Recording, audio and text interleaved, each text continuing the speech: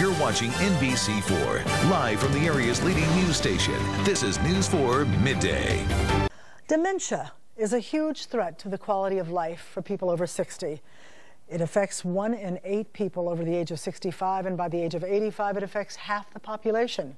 But research suggests that there are things you can do to prevent or slow the onset of dementia. And Dan Michel, the founder and CEO of Dakin Brain Fitness, a company that is challenging people to challenge themselves, is with us this morning. And good morning. Thanks for coming.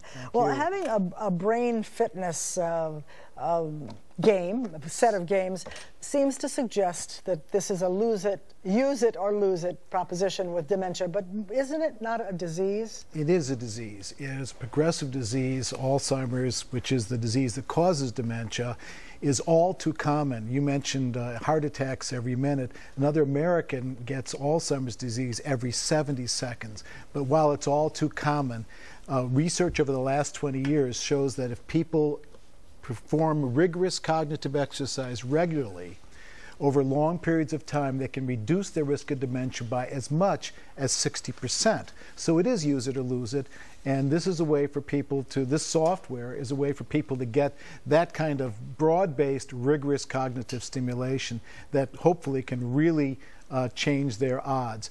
This product has been clinically tested and shown to improve memory. Well, let's take a look at some of the games that you have on there. And I guess these are games that anybody could enjoy playing. Tell us about what we're seeing. Well, these are games that span 6 cognitive domains: long-term memory, short-term memory, language, computation, visuospatial orientation, and critical thinking. These are all the cognitive domains that we need to perform our activities of daily living in. And by exercising across all these cognitive domains, and we have 5 levels of challenge, and the software self-adjusts the level of challenge for you so that you're always at an optimized level, you get the kind of brain fitness workout that can affect the ability of the brain to fight off the ravages of dementia. But does it mean that you have to start early doing this? So you can't start once the dementia's already set in? You can, but it's obviously much more effective to start this for sure by middle age, and to do it 3 to 5 times a week and to keep going. What is middle age these days? I think most people don't know what that is. It used to be 40.